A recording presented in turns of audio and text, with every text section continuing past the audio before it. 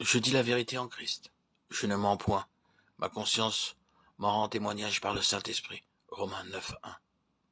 L'Esprit lui-même rend témoignage à nos esprits que nous sommes enfants de Dieu. Romains 8:16. La plus grande gloire de Dieu est sa sainteté. Et c'est en vertu de cette sainteté qu'il est et qu'il détruit le mal, qu'il aime et opère le bien. Chez l'homme, la conscience agit de même. Elle condamne le péché et approuve ce qui est bien. La conscience est ce qui reste de l'image de Dieu en l'homme. Elle est en lui, ce qui approche le plus de la divinité. Elle est le gardien de l'honneur de Dieu au milieu des ruines de la chute. Il en résulte que c'est par la conscience que doit toujours commencer en lui toute œuvre de rédemption divine. L'Esprit de Dieu est l'esprit de sa sainteté, et la conscience est une étincelle de cette sainteté divine. Aussi a-t-il le plus grand accord, la plus grande intimité entre l'œuvre du Saint-Esprit lorsqu'il vient renouveler et sanctifier l'homme et l'œuvre de la conscience au-dedans de l'homme. Le croyant qui désire être rempli du Saint-Esprit et éprouver pleinement les grâces qu'il apporte doit avant tout avoir soin de rendre à la conscience la place et l'honneur qui lui appartiennent. La fidélité à écouter la conscience est le premier pas à faire pour entrer dans la voie qui amène à la sainteté divine. Aussi, toute vraie spiritualité commence par le réveil de la conscience. La conscience est chargée de veiller à nous rendre droit devant Dieu à l'égard du devoir, tandis que l'Esprit Saint témoigne en nous que Dieu a agréé notre obéissance et notre foi en Christ.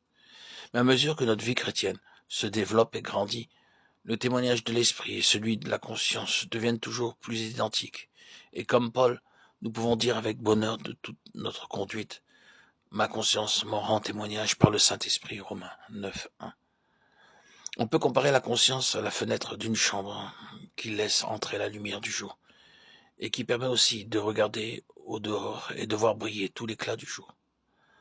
Notre cœur est la chambre intérieure où demeure notre vie, notre moi, notre âme, avec toutes ses facultés et ses affections. Sur les parois de cette chambre se trouve écrite la loi de Dieu. Même chez les païens, cette loi reste en partie lisible, qu'elle soit très obscurcie et défigurée. Chez le croyant, le Saint-Esprit vient l'écrire de nouveau en lettres lumineuses.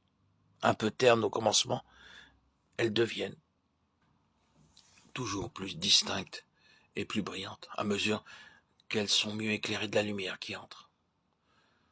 Tout péché commis est aussitôt signalé et condamné par cette vive lumière, et si le péché n'est pas immédiatement confessé et pardonné, il laisse une tache qui souille la conscience. Rien n'est pur pour ceux qui sont souillés et incrédules. Leur intelligence et leur conscience sont souillées. Tite 1:15. Il en est de même de tous les péchés qui viennent l'un après l'autre obscurcir toujours plus la fenêtre et s'opposer à l'entrée de la lumière, jusqu'à ce qu'enfin le chrétien puisse pécher sans gêne, sans que sa conscience presque entièrement dans les ténèbres l'avertisse encore qu'il pêche et continue de pécher. Dans son œuvre de renouvellement, le Saint-Esprit ne crée pas en nous de nouvelles facultés. Il restaure et sanctifie celles qui existent déjà. La conscience est en nous la voix de l'Esprit du Créateur, et quand cet Esprit entre en nous comme l'Esprit du Rédempteur, son premier soin est de restaurer ce que le péché avait souillé et gâté. Ce n'est qu'en réveillant la conscience, qu'en rendant témoignage à notre esprit, qu'il ramène le croyant à vivre dans la pleine lumière des grâces de Dieu. Ce n'est que lorsque la fenêtre de notre cœur a été nettoyée, ce n'est qu'autant qu'elle est maintenue propre, que nous pouvons marcher dans la lumière.